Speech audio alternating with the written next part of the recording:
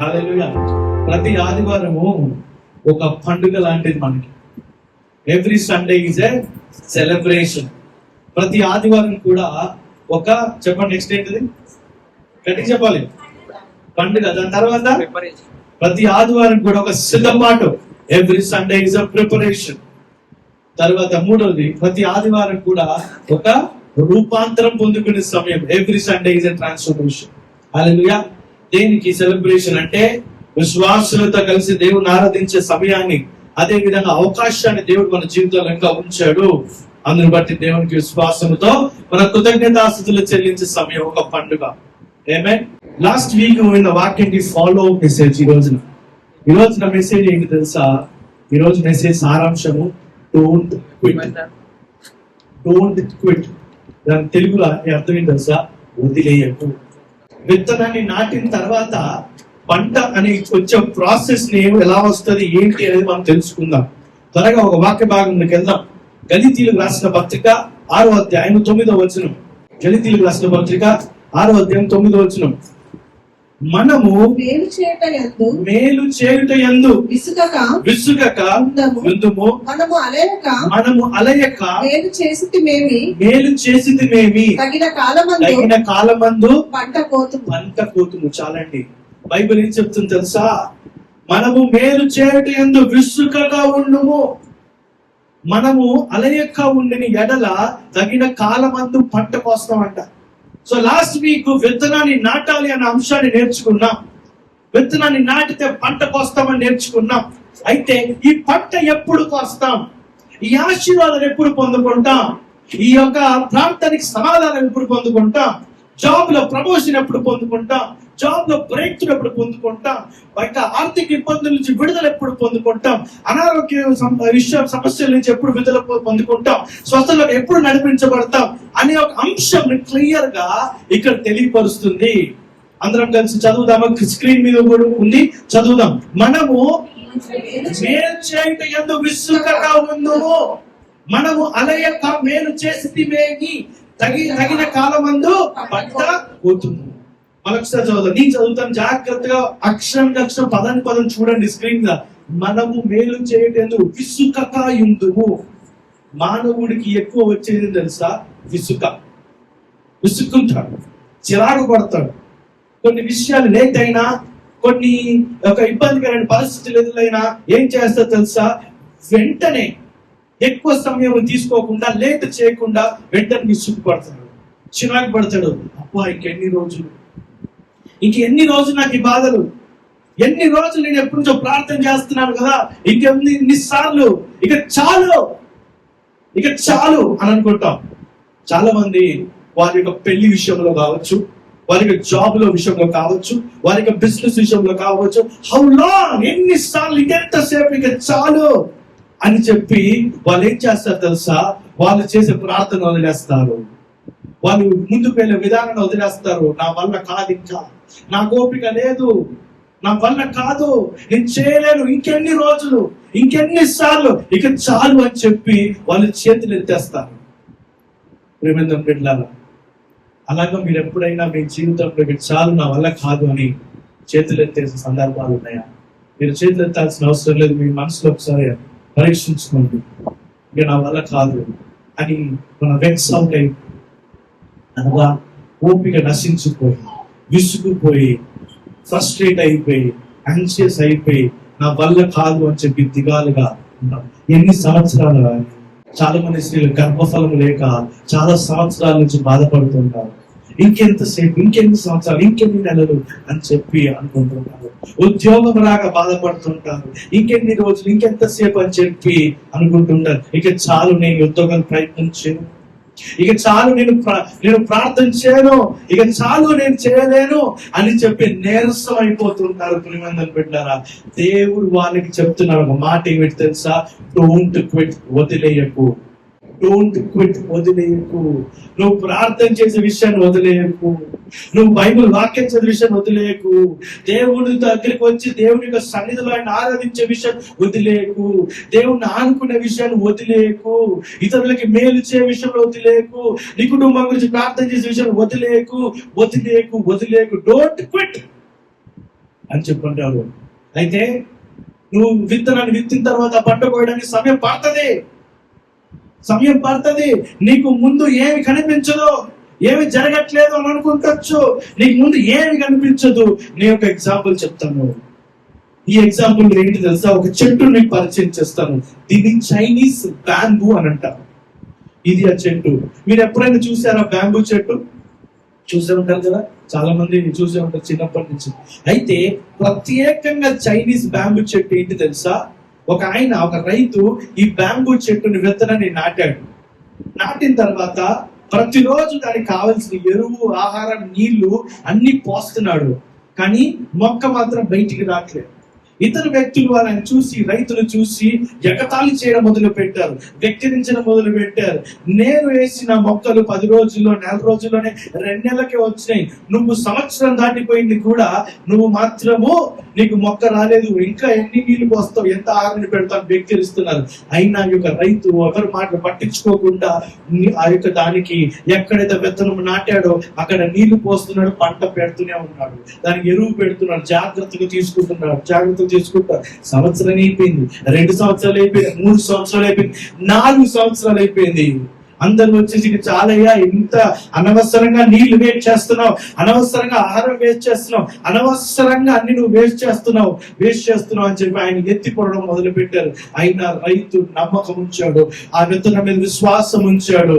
ఒక రోజు 5వ సంవత్సరంలో ఒక రోజున ఆ యొక్క మొక్క బయటకు వచ్చింది. మొక్క బయటకు వచ్చేసి కొన్ని రోజుల్లోనే దగ్గర 6 నెలల్లోనే ఆ యొక్క బ్యాంబూ చెట్టు 90 అడుగుల ఎత్తుకు ఎదిగింది. 90 అడుగుల ఎత్తుకు ఎదిగింది. 5 సంవత్సరాలు నీళ్లు పోసాడు, 5 సంవత్సరాలు ఆహారం పెట్టాడు ఆ విత్తనానికి, కానీ బయటికి రాలేదు. అది ఎప్పుడైతే పంట పండాలో ఆ సమయం వచ్చినప్పుడు, అది బయటకు వచ్చినప్పుడు ఏమైంది తెలుసా?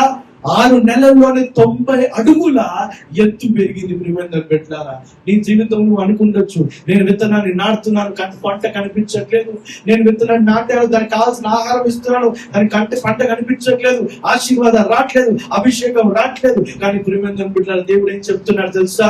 90 అడుగుల ఎత్తు ఆశీర్వాదం దయచేయడానికి దేవుడు నిన్నేం చేస్తున్నాడు తెలుసా? వేల లోతుల్లోకి బలపరుస్తున్నాడు. ప్రియమైన బిడ్డలారా, 5 సంవత్సరాలు ఏం తెలుసా? చైనీస్ బ్యాంబూ ట్రీ పైకి రాలేదు. ఎందుకంటే 90 అడుగుల ఎత్తు పెరిగే ఒక చెట్టుని మోయటానికి ఆ విత్తనంలో నుంచి కిందకి వేర్లు వెళ్తూ భూమిలోకి ఆ యొక్క బలాన్ని పొందుకుంటున్నాయి. హల్లెలూయా. నీ జీవితంలో దేవుడు ఆశీర్వాదం ఇవ్వాలని సిద్ధంగా ఉన్నాడు. కానీ నువ్వు విత్తనం నాటావా అనే ఒక ప్రశ్న నువ్వు చెక్ చేసుకోవాలి. విత్తనం నాటిన తర్వాత వెంటనే వస్తుందా అనుకుంటావు, కానీ రాదు. ఎంత పంట అయితే నువ్వు కొయ్యాలని చూస్తున్నావో, ఎంత పంట అయితే దేవుడు ఇవ్వాలని చూస్తున్నాడు, ఆ 90 అడుగుల ఎత్తు పంటని దేవుడు ఇవ్వాలని ఆశపడ్డాడు, ఆశ చూపిస్తున్నాడు. ఆ 90 అడుగుల పంట దేవుడికి ఇవ్వాలంటే నువ్వు లోతుగా దేవునికి సన్నిధిలో ఇంకా బలము పొందుకోవాలని చెప్పి దేవునికి ప్రణాళిక. హల్లెలూయా. నువ్వు ఎంత లోతుగా ఉంటావు. అయితే నీకు వేర్లు కనిపిస్తాయా? కనిపించవు. ఒక చెట్టు చూసినప్పుడు చెట్టు వేర్లు కనిపించవు, ఎందుకంటే భూమి లోపల ఉంటాయి. అలాగా దేవుడు నిన్ను వేర్లలో బలం చేస్తున్నాడు, వేర్లలో ఇంకా బలం తీసుకొస్తున్నాడు. ఎందుకు తెలుసా? 90 అడుగుల ఉన్న పంటను నువ్వు మోయగలగడానికి. హల్లెలూయా. 90 అడుగుల పంటను మోయగలగడానికి. అందుకే చెప్తున్నాడు, ఈ రోజు నువ్వు విత్తనం నాటిన తర్వాత పంట కోసం వెయిట్ చేస్తున్న సమయంలో ఉన్నట్లయితే, ఇక రావట్లేదు అన్నట్లయితే నువ్వు విసుక్కోకు. దేవుడు విశ్వాసంతో భారంగా ఉండి అలాగే వెయిట్ చేయి. అందుకే దేవుడు అన్నాడు, ఊరకనే ఉండు, నువ్వు కామ్గా ఉండు, రిలాక్స్ ఉండు, టెన్షన్ పడకు. టెన్షన్ వస్తుంది, దిగులు వస్తుంది, బాధ అనిపిస్తుంది, చాలా మంది మాట్లాడతారు, అవమానిస్తారు. అయినా కూడా నువ్వు ఒకటి జ్ఞాపకం ఉంచుకో, దేవుడు నీకు గొప్ప ఆశీర్వాదం ఇవ్వబోతున్నాడు. అందుకనే వేళ్ళు నీకు నీ యొక్క జీవితంలో వేళ్ళ లోపలికి బలాన్ని దేవుడు నింపుతున్నాడు. ఎందుకు తెలుసా? 90 అడుగుల పంటని నీ జీవితంలో నువ్వు మోయగల శక్తిని నీకు ఇస్తున్నాడు. హల్లెలూయా. ఇప్పుడు ఆ యొక్క చైనీస్ బ్యాంబూ చెట్టు లోపలికి వెళ్లకుండా పైకే పెరిగినట్లయితే 90 అడుగుల ఎత్తులో ఉన్న చెట్టుని మోయలేదు అది విత్తనం. లోపల బలం లేకున్నట్లయితే మోయలేదు. మన జీవితంలో మన ఆశీర్వాదాన్ని, మన జీవితంలో మన బాధ్యతను మోయాలంటే మనకు దేవుడు ముందు ఏమిస్తాడు తెలుసా? బలమునిస్తాడు, మనల్ని సిద్ధపాటు చేస్తాడు, మనల్ని తయారు చేస్తాడు. ప్రియమందరిలారా, ఇక చాలు అని నువ్వు అనుకుండొచ్చు, వదిలేస్తాను ఇక చాలు నా వల్ల కాదు అని అనుకుండొచ్చు. కానీ దేవుడు చెప్తున్నాడు, వెయిట్ చేయి, ఊరుకుని ఉండు, రిలాక్స్ గా ఉండు, టెన్షన్ పడకు, దిగులు పడకు, దిగాలుగా ఉండకు, నువ్వు జాగ్రత్తగా అక్కడే ఉండు, నా పని నేను చేస్తున్నాను అని.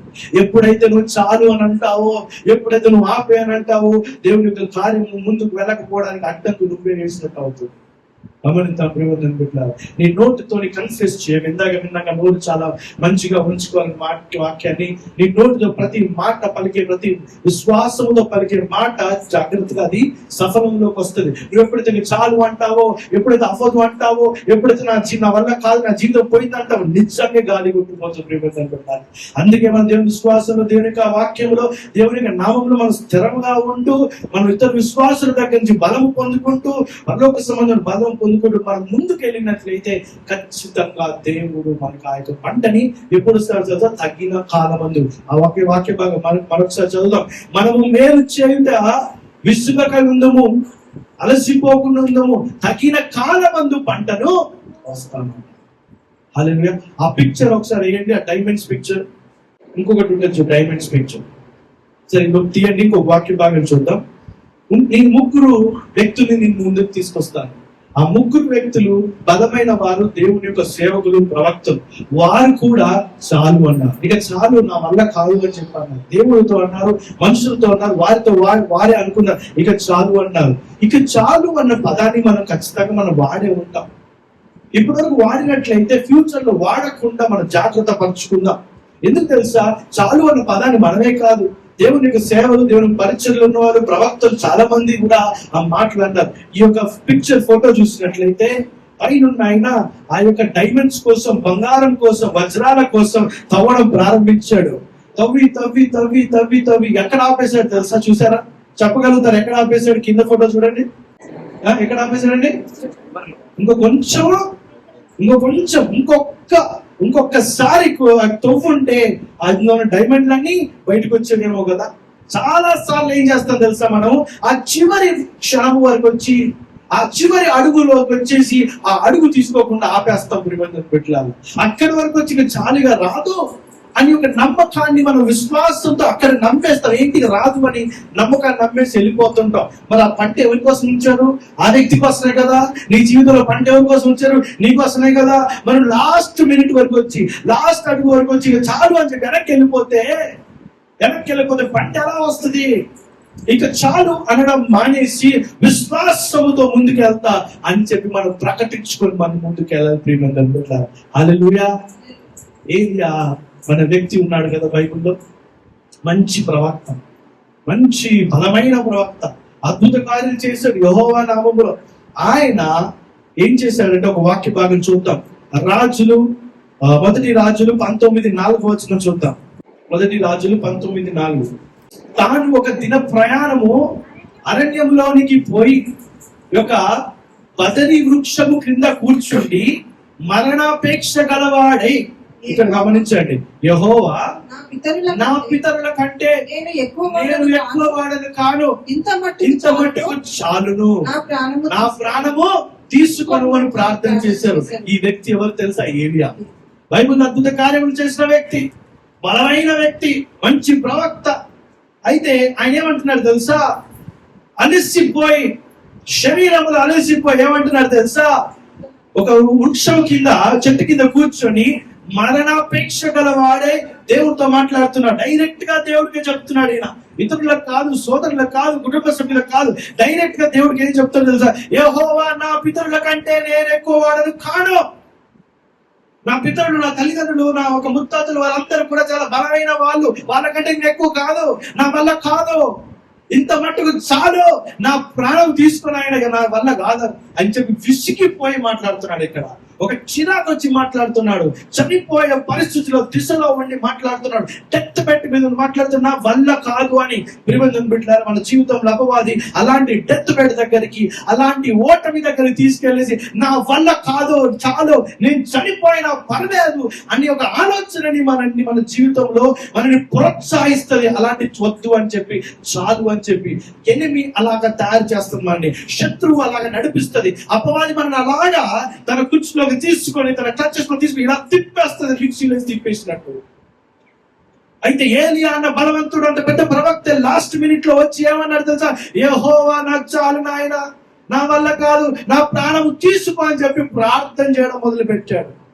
అర్థమవుతుందా ప్రియమైన బిడ్డలారా? మన జీవితంలో చాలాసార్లు మనం ఓడిపోయినట్టు, మన జీవితంలో చాలాసార్లు అలసిపోయినట్టు, నా వల్ల కాదయ్యా అప్పులు నుంచి, నా వల్ల కాదయ్యా కుటుంబాన్ని నడిపించాలని, నాకు సహాయం ఎవరు లేరు, నా వల్ల అవ్వట్లేదు, చాలు నాయన, ఈ యొక్క అనారోగ్యం నా దగ్గర నుంచి పోవట్లేదు, నా ఉద్యోగాల సమస్య రాగట్లేదు, ఇక చాలు నాయన, ఇక చాలు, నా వల్ల కాదు, నీ ఇష్టమైతే నన్ను తీసుకెళ్ళిపో అని అన్న మాటలు ఉన్న వాళ్ళు అనేకులు ఉన్నారు. ఇప్పుడు నీ ఇష్టమైతే, నీ చిత్తమైతే నన్ను ఇక ప్రాణాన్ని తీసేయి అని చెప్పి అన్న మాటలు కూడా ఉన్న లక్షల కోట్ల మంది ఉన్నారు. దేవుడు వాళ్ళందరితో మాట్లాడుతున్నాడు. ఏంటి తెలుసా?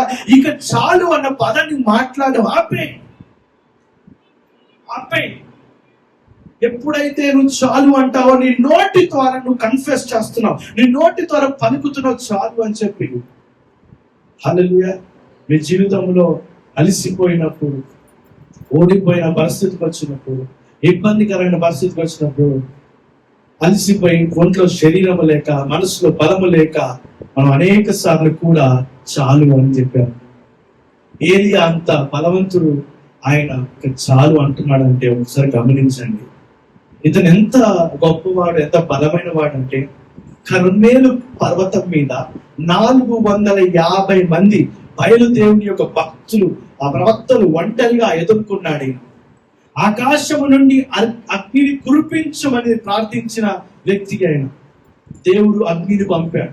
ఈయన ప్రార్థన చేస్తే ఆకాశము నుండి ఏమొచ్చింది? అగ్ని వచ్చింది. మీరు ఫోటో చూసినట్లయితే ఆకాశము నుంచి అగ్ని వచ్చే విధంగా ఉన్న ఫోటో కదా.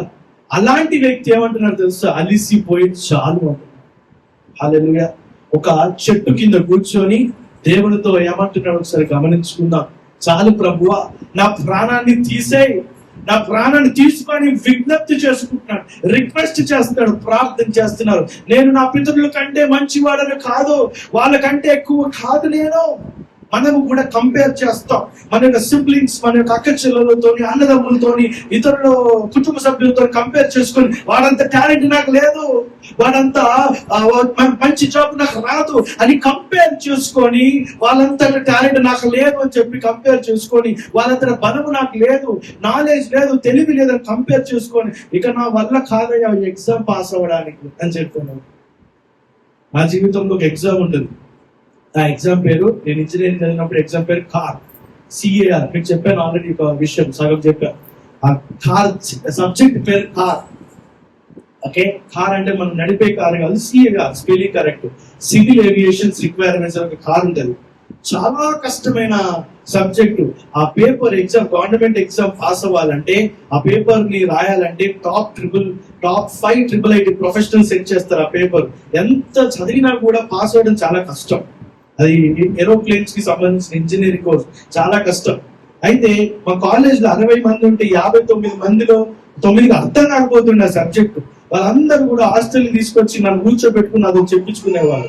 అంతా వాళ్ళు వివరించిన వాటిని అందరూ పాస్ అయ్యారు, నేను ఫెయిల్ అయ్యాను. అఫ్ కోర్స్ నేను చదవలేదు కాబట్టి, నేను చూసి ఎక్స్ప్లెయిన్ చేస్తున్నా కానీ చదవలేదు కాబట్టి.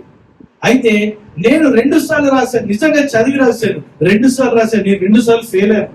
చాలా డిప్రెషన్ లోకి వెళ్ళిపోయాను, చాలా కృంగిపోయాను. దేవా ఇంకెంతసేపు, చాలు నాయన, చాలు నాయన, నాకు ఈ ఓటమి చాలు నాయన అని చెప్పి ప్రార్థన చేసిన తర్వాత దేవుడు అంటున్నాడు, రుకోసారా అని చెప్పి, వెయిట్ చేయి, కొంచెం ఆగు అని దేవుడు చెప్పిన విత్తనాన్ని నేను చదువు అని విత్తనం, ప్రార్థన విత్తనం నాటినప్పుడు తగిన కాలమందు పంట ఒప్పించాడు. నేను పాస్ అయ్యాను. హల్లెలూయా. నేను పాస్ అయిన తర్వాత 59 మంది వచ్చి నాకు బాంబేలో చదువుతున్నాడు, కంగ్రాచులేషన్స్ చెప్పారు. ఒక పిల్లవాడి రిజల్ట్ వచ్చినప్పుడు తల్లిదండ్రులు ఎప్పుడైతే పేపర్ కింద చూస్తారో, నా రిజల్ట్ కోసం 59 మంది వెయిట్ చేశారు ఆ రోజున. నేను మాత్రం లోపలికి కూర్చొని పాస్ అవుతాను బాబు, మీరెందుకు టెన్షన్ పడుతున్నారా అంటే, వాళ్ళందరూ కూడా ఎప్పుడు న్యూస్ పేపర్ లో వస్తుందో, ర్యాంక్ వస్తుందో, నెంబర్ వస్తుందో అని చెప్పి వాళ్ళు ఇంటర్నెట్ మీద కూర్చొని అందరూ మన ఇంటర్నెట్ సెంటర్ లో 59 మంది వాళ్ళు వెయిట్ చేశారు. మీకు ఏం జరిగింది నా గురించి రీగారికి చెప్పాను కదా, వాళ్ళు కూడా వెయిట్ చేస్తున్నారు. ఆలన్ పాస్ అవుతాడా లేదా టెన్షన్ తో. తగిన కాలం మందు పంటను పోస్తావు. ఏమే దేవుని దగ్గర నువ్వు ఇంకా చాలు అనకు, నాయన నేను ఇంకా విశ్వాసంతో బలంగా నేను ఉంటానని చెప్పు. ఏలియా అంత బలవంతుడు, అంత వ్యక్తి కూడా చాలు అని అన్నాడు. మనం అనుకోవచ్చు, నేను అన్నానండి అలాగా చాలు అనుకోవచ్చు మనం. కానీ ఆ పరిస్థితి వచ్చినప్పుడు, ఓడిపోయే పరిస్థితి వచ్చినప్పుడు, నీరసించే పరిస్థితి వచ్చినప్పుడు, మన శరీరం ఓపిక అయిపోయినప్పుడు మనం ఇక చాలు అని అంటాం. కానీ అలా అనొద్దు మనం. దేవా నీ చిత్తం ఏదుందో నడిపించు నాయన, నా కొరకు నువ్వు పంట నానుడి ఉంచావు, ఆ పంటలోకి నడిపించు, నేను ఓరకనే ఉంటానని చెప్పి మనం ప్రార్థన చేస్తూ ఉండాలి. హల్లెలూయా. ఇక చాలు అని చెప్పి ఏలియా వదిలేస్తాడు. దేవుడు ఇప్పుడు ఏలియా వచ్చి ఇక చాలు అని అన్న వెంటనే దేవుడు వదిలేస్తాడేమో అనుకున్నాడు. దేవుడు వదిలేదు, దేవుడు తిట్టట్లేదు, దేవుడు మందలించలేదు. దేవుడు ఏం చెప్పాడు తెలుసా? వెంటనే 7వ వచనం చూద్దాం ఒకసారి, గమనించండి. అదే అధ్యాయంలో 1 రాజులు 19 7వ వచనం. అయితే యెహోవా దూత 2వ మారు వచ్చి అతని ముట్టి, శక్తిని మించిన ప్రయాణము నీకు సిద్ధమై ఉన్నది, నీవు లేచి భోజనము చేయమని చెప్పాడు. ఈ 7వ వచనంలో కంటే ముందు కూడా ఒక రొట్టె ముక్కని ఇస్తారు. చాలాసార్లు ఏమవుతుందో తెలుసా, మనం ఇక చాలు అని ఎప్పుడంటే తెలుసా, అలసిపోయినప్పుడు. శారీరక పరంగా ఫిజికల్ గా ఎప్పుడైతే మనం టైర్డ్ అయిపోతామో, అలసిపోతామో, మన వెంటనే చాలు అంటాం. ఓకే, ప్రార్థనలో ముందుకెళ్ళలేక, ఆత్మీయ జీవితంలో ముందుకెళ్ళలేక వాళ్ళు ఏంటి తెలుసా, అలసిపోయారు. ఎక్కడ తెలుసా?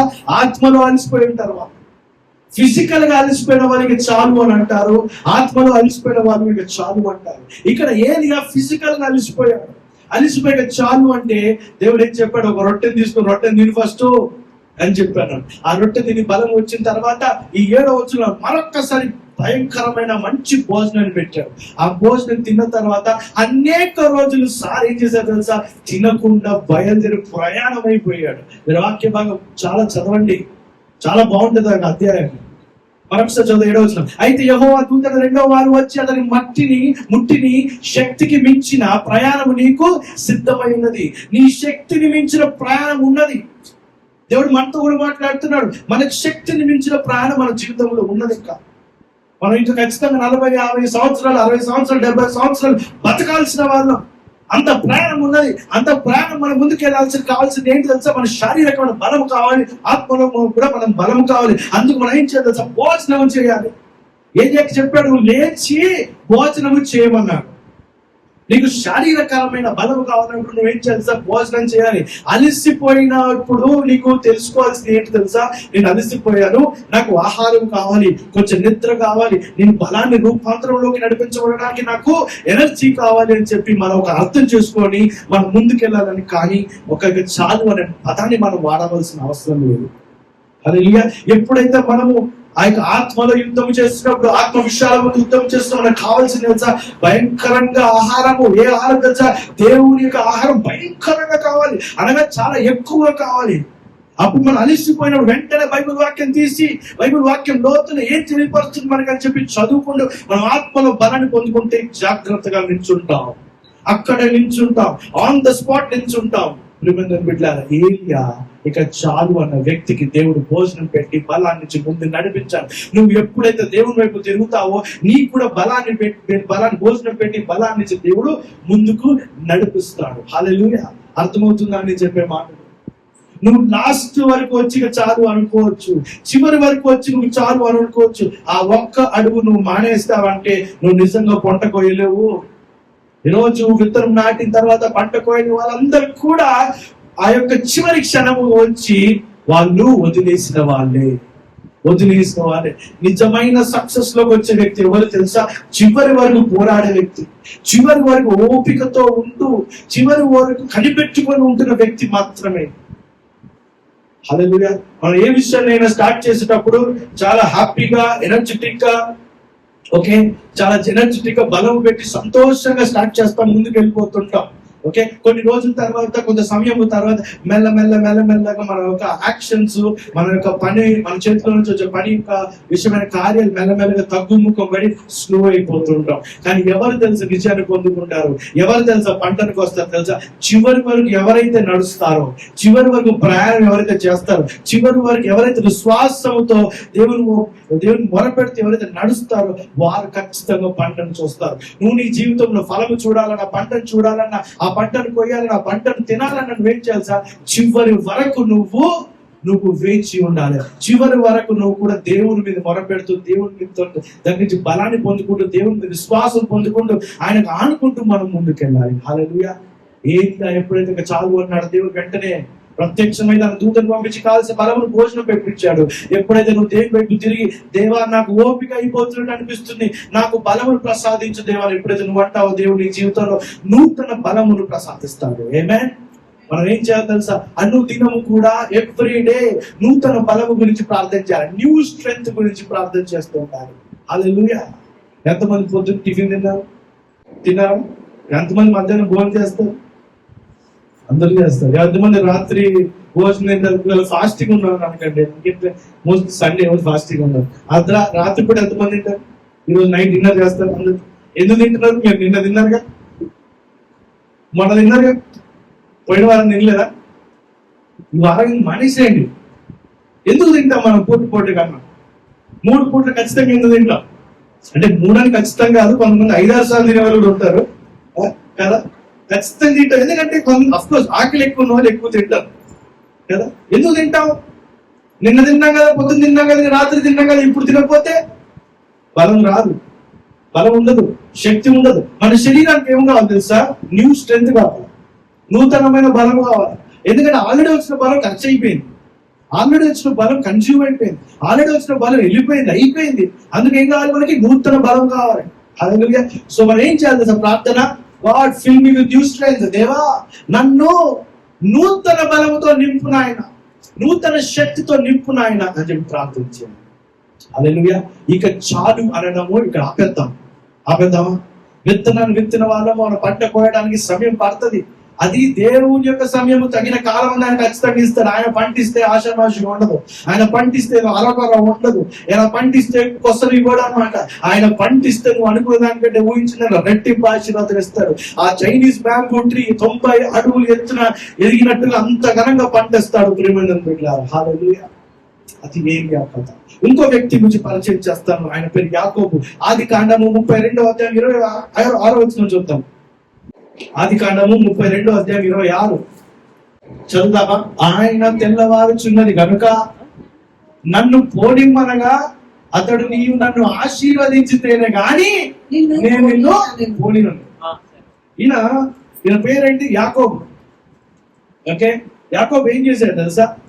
ఈయన యబ్బోకు ఏటి దగ్గర ఒక రాత్రి యాకోబు దేవదూతతో పెనుగులాడని ఉంటుంది. వాక్య భాగం చదవండి. అధ్యాయం తెల్లవారే వరకు ఆ పోరాటం జరిగింది. యాకోబు తొడ మీద దెబ్బ తగులుతుంది, తొడ మీద గాయమైనా, నీరసించిపోయినా, నిద్ర కూడా మానేసుకొని కూడా ఆయన ఏం చేస్తున్నాడు? బలం లేకపోయినా కూడా ఆ దేవదూతతో పోరాడుతున్నాడు. నొప్పి ఉన్నా, అలసట ఉన్నా ఆ దేవదూతతో పోరాడుతున్నాడు. అప్పుడు ఏమంటే తెలుసా? ఆ వర్స్ మళ్ళీ డిస్ప్లే చేయండి. ఆయన తెల్లవారుచున్నది కనుక నన్ను పోనివ్వని అతడు, నీవు నన్ను ఆశీర్వదించితే గాని పోనివ్వను. ఈయన వదిలేనే సార్, మీరు నన్ను ఆశీర్వదించేంత వరకు నేను నిన్ను వదిలేను. చాలాసార్లు ఏం చేస్తాను తెలుసా? ప్రార్థన చేసి చివరి క్షణంలో వదిలేస్తాం. విశ్వాసం ఉంచి చివరి క్షణంలో విశ్వాసము మనం వదిలేస్తాం. యాకోబు ఆ విధంగా దేవుడితో పెరుగులాడి ఆ యొక్క ఆయనలో పట్టుదల చూసి యాకోబుకి పేరు మార్చి ఇజ్రాయెల్ అని పేరు పెట్టారు. ప్రియమైన అలాంటి పట్టుదల మన జీవితంలో ఉండాలి. మనం ఏం చేస్తాం తెలుసా? వదిలేస్తాం. చాలండి, ఇంకా 6 సంవత్సరాల నుంచి ప్రార్థన చేస్తున్నాను, నేను నా పంటను చూడలేదు, నాకు తెలిసి దేవుని చిత్తం కాదేమో, దేవునికి ఇష్టం లేదేమో, లేకపోతే ఇంకేదో ఆపుతుందేమో, వదిలేద్దాం లేని చెప్పి వదిలేస్తాము. పట్టుదలతో ప్రార్థన చేయి, విశ్వాసంతో ప్రార్థన చేయి, దేవుని వైపు చూస్తూ దేవునికి ఆనుకొని ప్రార్థన చేయబడుతున్నావా? యాకోబు అదే విధంగా చేశారు. ఏం పట్టుదల కదా అసలు యాకోబు. ఆ యొక్క అధ్యాయం బాగా చదివినట్లయితే మీకు గమనించినట్లయితే ఇంకా క్లియర్ గా అర్థమవుతుంది. అయినా తెల్లవారుచున్నది కనుక నన్ను పోనివగా అని అడిగితే, లేదు నిన్ను పోనడానికి వీల్లేదు, నేను వదలను, నువ్వు నన్ను ఆశీర్వదించేంత వరకు నేను వదలను.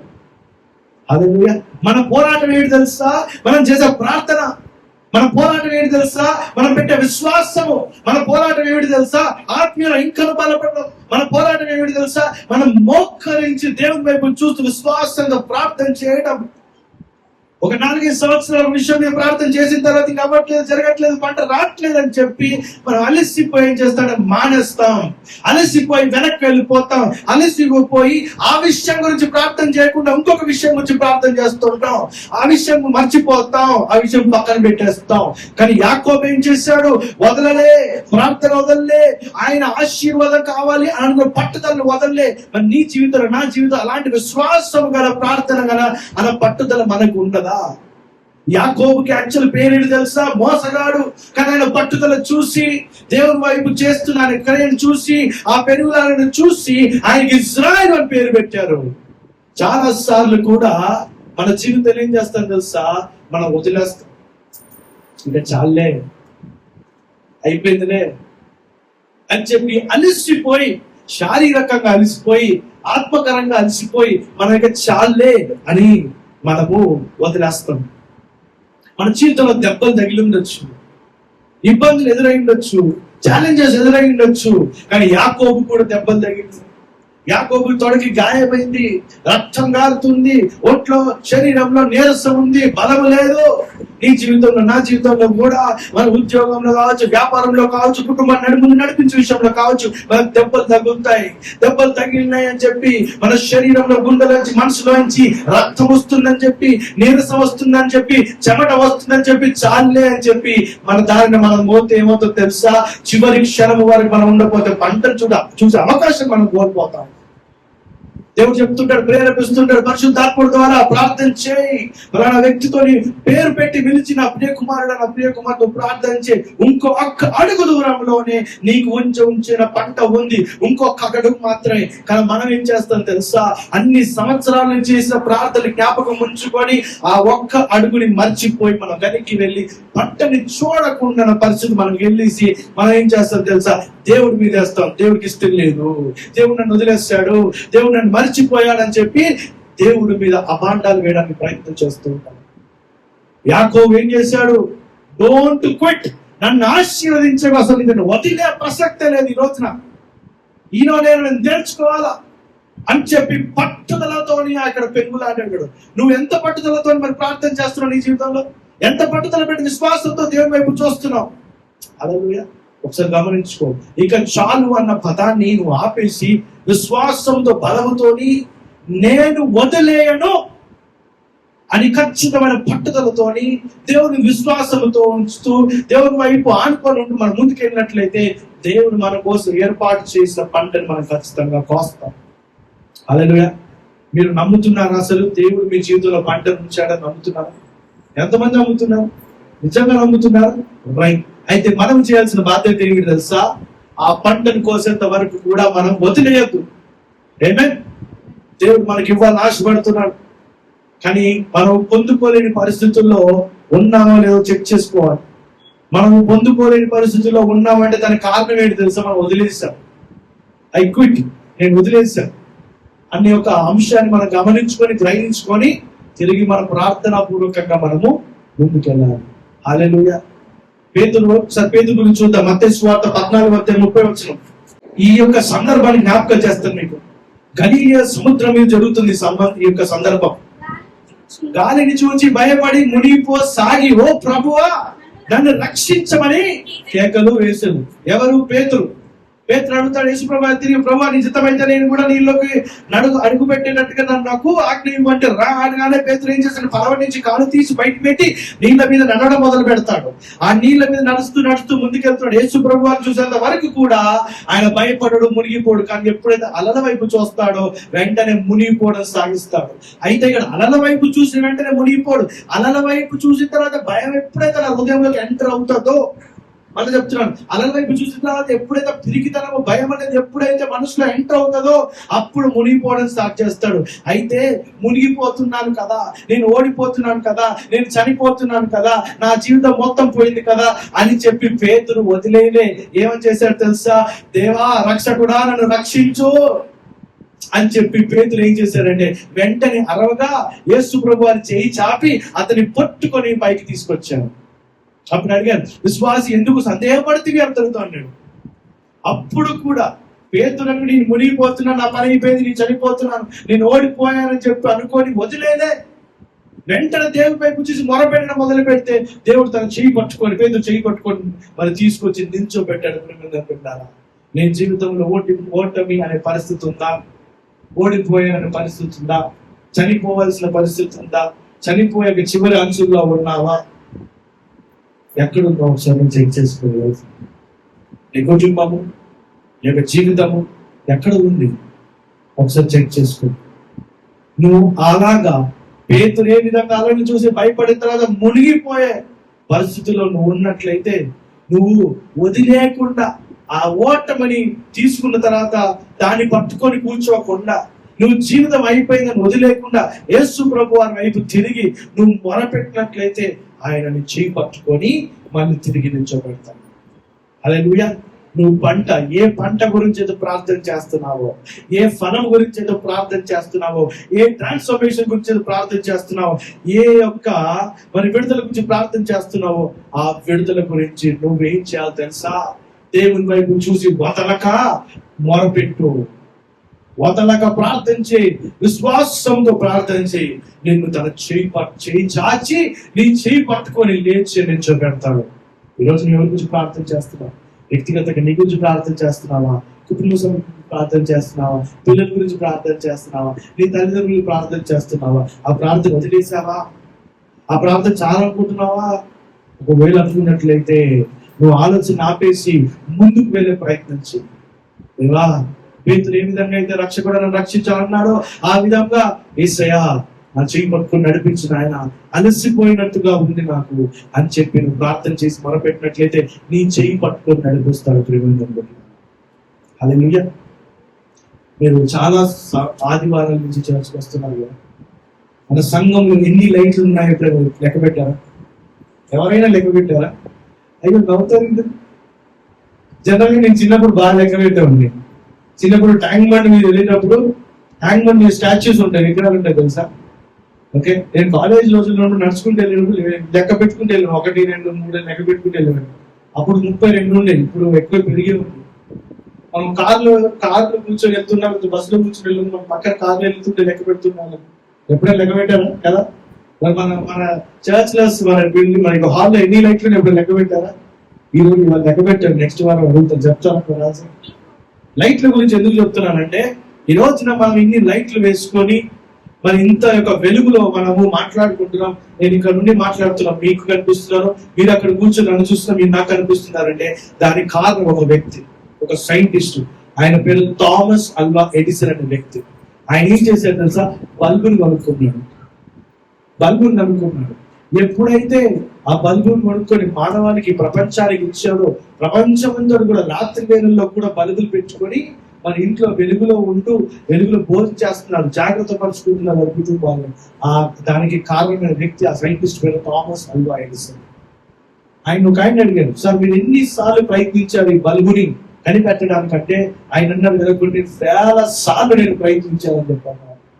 కొన్ని వేల సార్లు నేను ప్రయత్నం చేశాను ఈ బల్బుని కనిపెట్టడానికి, ఈ బల్బు అనే పరికరంలో నుంచి వెలుగు బయటికి తీసుకురానికి కొన్ని వేల సార్లు నేను ప్రయత్నించాను అన్నాడు. అవునా, అన్ని సార్లు మీరు ఫెయిల్ అయ్యారా అని ఒక వ్యక్తి అడగగానే, నేను అన్ని సార్లు ఫెయిల్ అవ్వలేదు, కానీ ఆ వేల సార్లు ప్రయత్నిస్తే బల్బు ఎలాగా కనిపెట్టలేమో అని నేను కనుక్కున్నాను చెప్పి. మరొకసారి చెప్తున్నాను, అన్ని వేల సార్లు నేను ఓడిపోలేదు, కానీ అన్ని వేల సార్లు నేను కనుక్కున్నాను కొత్త విషయం. ఆ పద్ధతిలో వెళ్తే, నేను ప్రయత్నించిన అన్ని వేల సార్ల పద్ధతిలో వెళ్తే బలుగును మాత్రం కనుక్కోలేవు. ఈ పద్ధతిలో వెళ్తే, నేను ఏ పద్ధతిలో అయితే కనుక్కున్నానో ఆ పద్ధతిలో వెళ్తే బలుగును నువ్వు కూడా కనుక్కోగలుగుతావు అని తెలియపరిచాడు.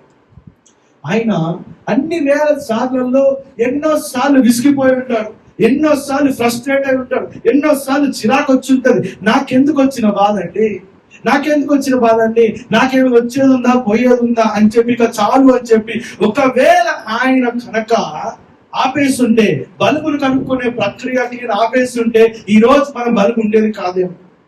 ఆయన కాకపోతే ఇంకొక వాళ్ళు వచ్చి ఉండొచ్చేమో బలుగును కనుక్కోవడానికి. చాలా సంవత్సరాలు అయింది కాబట్టి ఏదో ఒక శాస్త్రవేత్తలు వచ్చేసి బలుగును కనుక్కునే అవకాశం ఉండేది. కానీ చరిత్ర థామస్ అల్వా ఎడిసన్ అనే వ్యక్తి పేరు పుస్తకాలలో నిలిచిపోయి ఉండేది కాదు.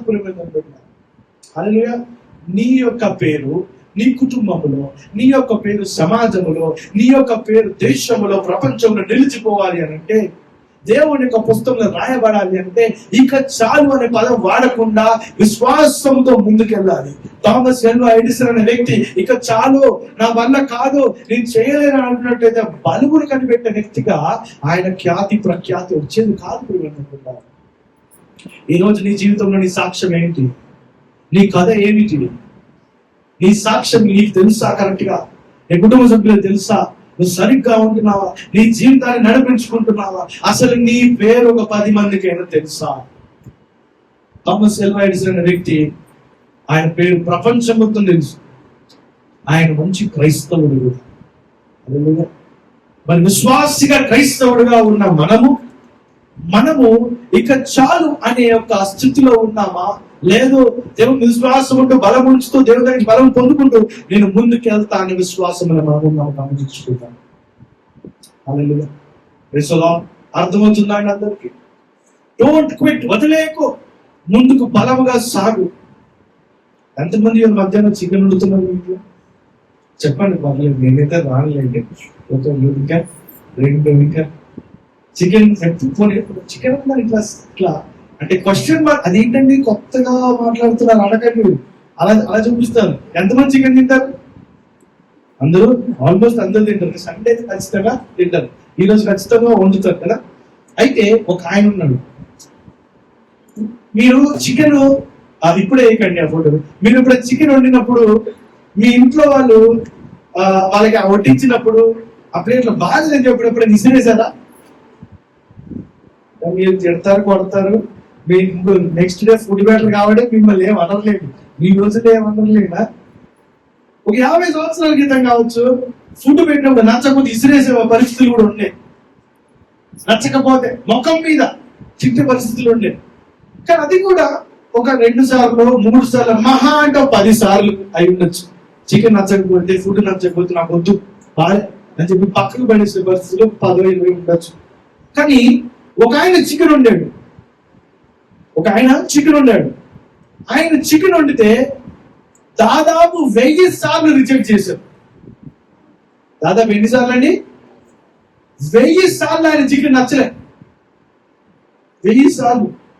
మనము ఒకవేళ ఒక 20 సార్లు వండిన తర్వాత ఎవరికి నచ్చకపోతే మనం ఏం ఫిక్స్ అవుతుంది తెలుసా? నాకు చికెన్ వండడం రాదు. ఎన్ని యూట్యూబ్ చూసినా, ఎన్ని రెసిపీలు ట్రై చేసినా నాకు రాదండి బాబు. మా ఆయన పప్పు చేయగలుగుతా కానీ చికెన్ రాదు, నేను ఫిక్స్ అయిపోతాను. ఇది చాలండి, నాకు చికెన్ చేయమని చెప్పండి బాబు అని చెప్పనేస్తాం కదా. అలాంటి ఆలోచన, అలాంటి పద్ధతి మనం మార్చుకోవాలి. ఒక ఆయన ఏం చేశాడు తెలుసా? 1000 సార్లు ఆయన చికెన్ బాగాలేదన్నా కూడా ఆయన ఆపలే, మళ్ళీ ట్రై చేసి ఆయన చికెన్ ని మరి మంచిగా తీసుకొచ్చాడు. ఆ విధంగా ఈ రోజున 193 దేశాల కంటే ఎక్కువ దేశాలలో ఆయన చికెన్ అమ్ముడుపోతుంది. అవునండి, ఎవరండి? మాకు సుగుణ తెలుసు, వెంకావ్ తెలుసు, వెంకీ చికెన్ తెలుసు, ఇంకేమనండి స్నేహ చికెన్ తెలుసు. ఈయనెవరండి బాబు? మరి 193 దేశాల కంటే చికెన్ అమ్మబడుతున్న ఆయన ఎవరైనా చూద్దాం, ఒకసారి ఫోటో వేయండి. ఈయనెవరో తెలుసా?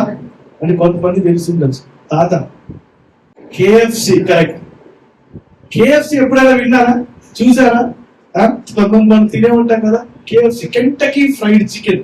ఇలా వస్తుంది. ఈయన 1000 సార్లు ప్రయత్నించి చికెన్ ని ఓడిపోయాడు చికెన్ వండే విషయంలో. ఈయన స్టోరీ చాలా బాగుంటది. ఈయన చికెన్ ఎందుకు ఇచ్చుకున్నాడు తెలుసా? ఆయనకి ఏమీ రాదు, ఓన్లీ చికెన్ ఉండవచ్చు. ఆయనకి ఏమీ రాదు.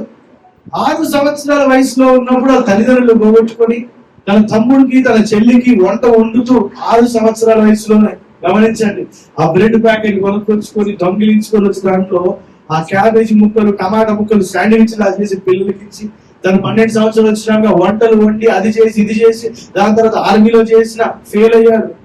ఆర్మీలో చేరినప్పుడు అక్కడ ఉద్యోగం పోయింది. ఏ పని చేసినా అన్ని ఫెయిల్ ఫెయిల్ ఫెయిల్ ఫెయిల్. ఈయన కథ వింటే కథ చదువుతున్నప్పుడే కంటిన్యూ వస్తాయి. ఇంత భయంకరమైన దరిద్రపు బతికేంద్ర బాబు చదువుతున్నా చెప్పి భయంకరమైన కళ్ళు నేరుస్తాం. కానీ ఈయన ఏం చేశాడు తెలుసా?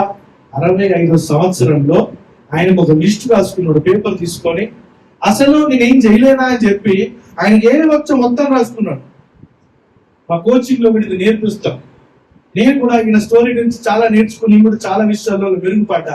అయితే ఆయన ఒక పేపర్ తీసుకొని నాకు ఏమొచ్చు, పొద్దున్నేసి ఏమొచ్చు, నాకు పళ్ళు తోముకోవచ్చు, రైట్ టిక్, వండడం వచ్చు టిక్, తర్వాత బట్టలు ఉతకడం వచ్చు టిక్, ఓకే, తర్వాత ఐరన్ చేయడం వచ్చు టిక్. అలాగా చిన్న చిన్న విషయాలను రాసుకొని, అయితే ఆయన చికెన్ చేయడం వచ్చు అని చెప్పి తను నమ్మి వెంటనే చికెన్ వండడం మొదలు పెట్టాడు. మొదలుపెట్టి అందరికి వండుతుంటే చాలా మంది రిజెక్ట్ చేశారు. 1000 మంది దాకా రిజెక్ట్ చేశారు. కానీ 1009 తర్వాత ఒకరికి నచ్చి వాళ్ళు ఆర్డర్ ఇచ్చి ఆ విధంగా ఈ రోజున ప్రపంచ వ్యాప్తంగా ఆయన చికెన్ మరి అందరు తింటున్నారు. అదే KFC, Kentucky fried chicken. Kentucky అంటే ఒక ప్లేస్, అమెరికాలో దేశంలో ఒక ప్లేస్. ఆ ప్రాంతంలో ఈ కెంటకీ ఫ్రైడ్ చికెన్ అని చెప్పి స్టార్ట్ చేశారు. అయితే ఈయన ఫస్ట్ ఏం చేసి ఒక రెస్టారెంట్ లో జాయిన్ అయ్యాడు. డైరెక్ట్ గా ఓపెన్ చేయలేదు బిజినెస్, రెస్టారెంట్ లో జాయిన్ అయ్యాడు. రెస్టారెంట్ లో జాయిన్ అయితే ఈ చికెన్ కొంతమంది నచ్చింది. నచ్చిన తర్వాత ఈయన యజమాని దగ్గరికి వెళ్ళి, ఓనర్ దగ్గరికి వెళ్ళి, సార్ అందరూ చికెన్ నచ్చుతుంది, మన జీతం పెంచమని అంటే ఆ యజమాని ఓనర్ ఏం చేశారు, జీతం పెంచకుండా ఏం చేశారంటే, నీకు ఇది ఇచ్చే ఎక్కువ, నువ్వు చెయ్యి అని చెప్పి అన్నాడు. కోపం చేంజ్ చేశారు తెలుసా? ఆ రెస్టారెంట్ ఎదురుగా చిన్న బండి పెట్టేశాడు, చిన్న స్టాల్ పెట్టేశాడు. తర్వాత ఈయన దగ్గర చికెన్ చాలా మంది తిని నచ్చి ఇంకా చాలా బ్లాస్ట్, ఇంకా మస్తు సక్సెస్ఫుల్ అయిపోయింది. ప్రపంచం మొత్తం కూడా సక్సెస్ఫుల్ అయిపోయి 193 దేశాల కంటే ఎక్కువగా KFC ఉంది. ఓకే, మనం ఇక్కడి నుంచి బీరంగూడ కానీ, ఇక్కడి నుంచి చందానగర్, లింగంపల్లి, మియాపూర్ సైడ్ వెళ్ళాక ఈ పరిసర ప్రాంతంలో 5 నుంచి 6 KFC అవుట్లెట్లను చూస్తాం. అంత ర్యాపిడ్ గా వెళ్ళిపోయింది. ఆయన 65 సంవత్సరము టైంలో భయంకరంగా డబ్బు సంపాదించి కోటీశ్వరుడు అయ్యాడు. ఆయన ఓడిపోయానని చెప్పి అనుకోని ఇక చాలు అని ఉంటే మాత్రము జీవితాంతం కూడా ఓడిపోయిన వ్యక్తిగా, రిగ్రెట్ అయ్యి ఓడిపోయిన వ్యక్తిగా ఉండేవాడు. బిడ్డలారా, నీ జీవితంలో పంట ఇంకొక అడుగు దూరంలో ఉంది. విశ్వాసంతో ప్రార్థన చేస్తూ దేవుణ్ణి ఆనుకొని వాక్యంలో బలపడుతూ నువ్వు ముందుకు వెళ్ళినట్లయితే ఆ పంటని కోస్తావు, ఆ పంటని చూస్తావు. హల్లెలూయా. ఒక పేతురు లాగా నువ్వు దేవుని మొరపెట్టినట్లయితే నువ్వు పంటని చూస్తావు. ఆ రోజు పేతురు నీళ్ళ మీద నడవడం అనేది తన జీవితంలో ఒక అసాధారణకరమైన పంట. నీ జీవితంలో నువ్వు అనుకున్నచ్చు ఇది అబద్ధం జరగదు, ఇది అసాధారణ, దిస్ ఇస్ ఇంపాసిబుల్ అని నువ్వు అనుకున్నచ్చు. కానీ గమనించు, నువ్వు ఎవరిని పూజిస్తున్నావో, ఎవరిని విశ్వాసం బలపరుస్తున్నావో, ఎవరి వైపు తిరిగి నువ్వు మొరపెడుతున్నావో, ఆయనకు ఏది కూడా అసాధ్యం అనే మాట లేదు. ఆయనకు అన్ని కూడా సమస్తం ఆయనకి సాధ్యము. హల్లెలూయా. గమనించుకుందాం. ఇంకొక అడుగు అండి, ఆ చివరి అడుగు, ఒక్క అడుగు ప్రార్థన చేసి ముందుకు, ఇంకొక అడుగు. ఏది నిన్ను ఇబ్బంది పెడుతుంది, ఏ పంట కోసం నువ్వు ఎదురు చూస్తున్నావు నీ జీవితంలో, ఆ పంట కోసం నువ్వు ప్రార్థన చేస్తున్నావు, ఆ పంట కోసం విత్తనాన్ని నాటావు, ప్రార్థన చేస్తున్న విశ్వాసంతో ఉన్నావు, ఆ పంట నీకు చేరువులో ఉంది. ప్రార్థన చేయి, అదే కంటిన్యూ చేయి. ఇక చాలు అని వదిలేకు. అలాగే ఇక చాలు అని వదిలేకు. గమనించుకుందాం. ఇంకో మాట చూసుకుందాం. లూకా సువార్త 18:1 వారు విసుకక నిత్యము ప్రార్థన చేయుచుండెవరన్నట్టుకు ఆయన వారితో చెప్పాను. ఏం చెప్పారు తెలుసా? విసుకక ప్రార్థన చేయండి అని అంటున్నారు. ఇక చాలు, ప్రార్థన చాలు, ఇక అది చాలు అని చెప్పి అనకండి, విసుకక ఉండండి. ఇప్పుడు మానవుడికి ఖచ్చితంగా విసుగు వస్తుంది, చిరాకు వస్తుంది. ఒక సందర్భం, ఒక సమయం దాటిన తర్వాత, ఒక లిమిట్ దాటిన తర్వాత ఓపిక అయిపోతుంది, బలం క్షీణిస్తుంటది, మనకి శరీరంలో అలసట వస్తుంది, నీరసం వస్తుంది. అందుకే సుప్రభు గారు ప్రత్యేకంగా ఈ మాటలు చెప్తున్నారు, మనకి వాక్య భాగం ద్వారా తెలియపరుస్తున్నారు. ఏంటి తెలుసా? విసుక్కోకు, విసుకక మేలు చేయి, దాని నిమిత్తము నువ్వు కోయాల్సిన పంట తగిన సమయంలో కోస్తావు అని గలితీ పత్రికలో చూసాం మనము. అదే విధంగా లూకా సువార్తలో కూడా తెలియపరుస్తుంది. ఏమిటి తెలుసా? విసుకక ప్రార్థన చేయి. నువ్వు ఏదైతే విసుకక ప్రార్థన చేస్తూ ముందుకు వెళ్తుంటావో ఆ పంటని కూడా కోస్తావని తెలియపరుస్తున్నాడు. పౌలకు మాట అంటాడు. త్వరగా పాట చూద్దాం. 2 తిమోతి 4:7 చూద్దామా? 2 తిమోతి 4:7 ఏమంటాడు తెలుసా? మంచి పోరాటం పోరాడి తిని అయ్యా, మంచి పోరాటము పోరాడి తిని నా పరుగు కడముట్టించి తిని, నా పరుగు కడ ముట్టించి తిని విశ్వాసము కాపాడుకుంటుని. పౌలు సౌలుగా ఉన్నప్పుడు అధికారం ఉండే, రాజసత్వం ఉండే, డబ్బు ఉండే, బంగారం ఉండే, మరి దాని వెనక అనేక సైనికుల బలం ఉండే, గుర్రాలుండే. కానీ ఎప్పుడైతే యేసు ప్రభు వారి యొక్క సువార్తను విని నమ్మే విశ్వాసం చేశాడో అన్ని వదిలేసి పౌలుగా మారిన వ్యక్తి అయిన తర్వాత ఎన్నో కష్ట నష్టాలు అనుభవించాడు. దేవుని కొరకు, యేసు ప్రభు కొరకు, ఆయన సువార్త కొరకు, గాస్పెల్ కొరకు ఆయన ఎన్నో కష్ట నష్టాలు అనుభవించాడు. హల్లెలూయా. ఆ వ్యక్తి ఏమంటున్నాడు తెలుసా? చివరి దశలో, చివరి సమయంలో మంచి పోరాటం పోరాడుతుంది, మంచి పోరాటం పోరాడుతుంది, నా పరుగు కడముట్టించుతుంది, విశ్వాసము కాపాడుకుంటుంది. రాజసత్వం గురించి మాట్లాడట్లే, ఆయన దగ్గర గుర్రాల గురించి మాట్లాడట్లే, ఆయన దగ్గర సైన్యం గురించి మాట్లాడట్లే, ఆయన దగ్గర బలం మాట్లాడట్లే. ఆయన ప్రాణం చేసిన పరుగు వలె ఉంది, ఆ పరుగు గురించి మాట్లాడుతున్నాడు. హల్లెలూయా. మంచి పోరాటము పోరాడి తినయ్యా, నేను నా పరుగు నేను సాగించి తిని విశ్వాసము కాపాడుకుంటుంది అని చెప్తాను. ఆ మాట అన్నప్పుడు పౌలు చివరి దశలో ఉన్నాడు. పౌలు జైల్లో వేయబడ్డాడు, రాళ్లతో కొట్టించబడ్డాడు, అనేక మనుషుల చేత, పరిశీలన చేత తిట్టించబడ్డాడు, రిజెక్ట్ చేయబడ్డాడు, వెలివేయబడ్డాడు. కానీ ఆయన ఏం చేశాడు తెలుసా? ఇక చాలు, నా వల్ల కాదు, నేను పారిపోతాను, ఈ సువార్త చెప్పే బాధ్యత నాకెందుకు అని, అవసరం లేదు అని అనలేదు ఆయన. నేను పారిపోతాను, నేను వెనక్కి వెళ్ళిపోతాను అనలేదు. ఇక్కడ నేను ఆపేస్తాను, ఇంకా నేను చేసే పరిచయం ఆపేస్తాను, నేను అనలేదు. ఇక చాలు అనలే. అని ఏమన్నా తెలుసా? నా పరుగుని నేను సాగిస్తా, నా పరుగుని నేను సాగించానని చెప్పి అన్నాడు. ప్రేమంతరా, హల్లెలూయా. మన ఎదుట హీబ్రూ రాసిన పత్రికలో మాట్లాడుతుంది 12:1 మన ఎదుట ఉంచబడిన పందెము ఏ విధంగా ఎంత పెద్దగా ఉన్నా ఓపికతో పరిగెత్తినట్లయితే, ఆ చివరి అడుగు వరకు మనం ఎందుకు వెళ్ళినట్లయితే ఆ పరుగులో నువ్వు గెలుపుని ఖచ్చితంగా చూస్తావు, ఆ పరుగులో నువ్వు కోయవలసిన పంటని ఖచ్చితంగా చూస్తావు. చివరి మాట, ఒక మాట చదువుకొని ముగించుకుందాం. యెషయా గ్రంథము 40:31. హల్లెలూయా. యెషయా గ్రంథము 40:31. యెహోవా కొరకు ఎదురు చూచువారు నూతన బలము పొందుదురు, వారు పక్షి రాజు వలె రెక్కలు చాపి పైకి ఎగురుదురు, అనేక పరిగెత్తుదురు, సొమ్మసిల్లగా నడిచిపోవుదురు. ఎవరైతే యెహోవా కొరకు ఎదురు చూస్తుంటారో వారు ఏం పొందుకుంటారు తెలుసా? నూతన బలము. నేను ఒక మాట చెప్పాను కదా, మనం ప్రార్థన చేసినప్పుడు ఏ విధంగా ప్రార్థన చేయాలి తెలుసా? దేవా, ఈ రోజు నాకు కావలసిన నూతన బలమును, నూతన శక్తిని నాకు దయచేయము అని వాక్య భాగం కూడా చెప్తుంది. ఎవరైతే యెహోవా కొరకు ఎదురు చూస్తుంటారో వారు ఏం పొందుకుంటారు తెలుసా? నూతన బలమును పొందుకుంటారు. వారు పక్షి రాజు వలె రెక్కలు చాపి పైకి ఎగురుదురు. అనేక అంటే అలసిపోకుండా పరిగెత్తుతారంట, సొమ్మసిల్లిపోకుండా నడిచిపోతారంట. హల్లెలూయా. అలసిపోయే ప్రసక్తే ఉండదు వాళ్ళకి. ఎందుకు తెలుసు అలసిపోరు? ఎప్పటికప్పుడు కావాల్సిన న్యూ స్ట్రెంగ్త్, ఆ నూతన బలం పొందుకుంటారు. ఎందుకు పొందుకుంటారు? వారు యెహోవాని ఎదురు చూస్తున్నారు, యెహోవా కొరకు ఎదురు చూస్తున్నారు, దేవుని పైన విశ్వాసముతో ఎదురు చూస్తున్నారు.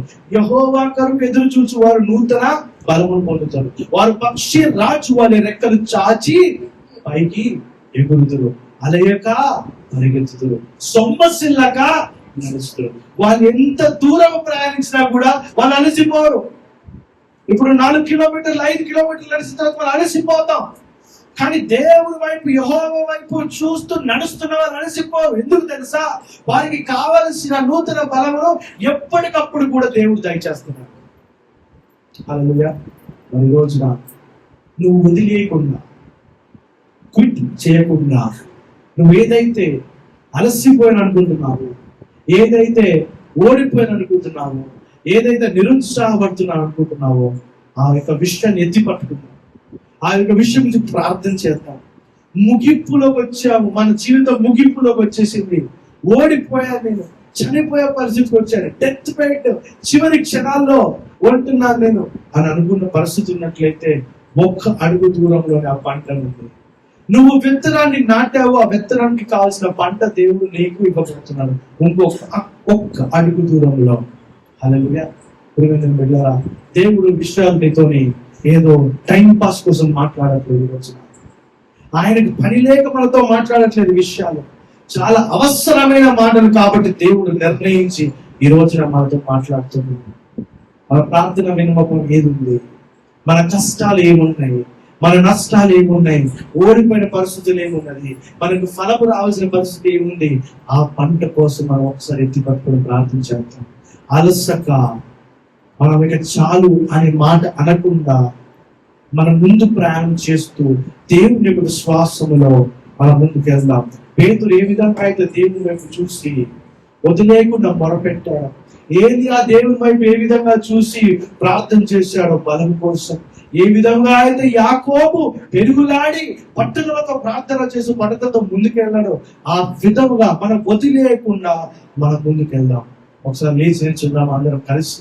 ఒక్కసారి నిల్చొని మనం ఏ విషయం గురించి అయితే మనం ఈ రోజున ప్రార్థన చేస్తున్నామో, ఏ విషయం గురించి అయితే మనము పంట కోసం వెయిట్ చేస్తున్నాము, అది అయిపోయింది అని మనం అనుకుంటొచ్చు, కానీ దేవుడు అనుకుంటున్నాడు ఇక పూర్తి కాలేదు.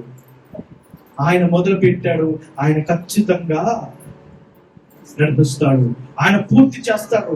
మనం పంట కోసే వ్యక్తులుగా దేవుడు నడిపిస్తాడు. ప్రేమ గమనించుకున్నామా? ప్రార్థన చేద్దామా? కళ్ళు మూసుకొని ప్రార్థనలు ఎక్కిపోతాం. ఈ భారవార్త కూడా కళ్ళు మూసుకొని ప్రార్థన చేస్తూ మనం ఏ విత్తనం నాటామో మనకు తెలుసు.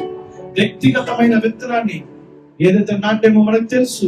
ఆ విత్తనానికి పంట కోయబోతున్నాం అని విశ్వాసంతో దేవునికి ప్రార్థన చేద్దాం, మొర పెడతాం. విశ్వాసంతో దేవుని వైపు చూస్తూ పలుకుదాం. విశ్వాసంతో దేవునికి కృతజ్ఞతాస్తుతులు చెల్లించుకుందాం. మనకి ఎన్ని కష్టాలు వచ్చిండొచ్చు, ఎన్ని నష్టాలు వచ్చి, ఎన్ని ఇబ్బందికరమైన పరిస్థితులు వచ్చినా కూడా మనము అలసిపోకుండా, నీరసపడకుండా దేవుడు మనకి నూతన బలాన్ని ఇస్తున్నాడు.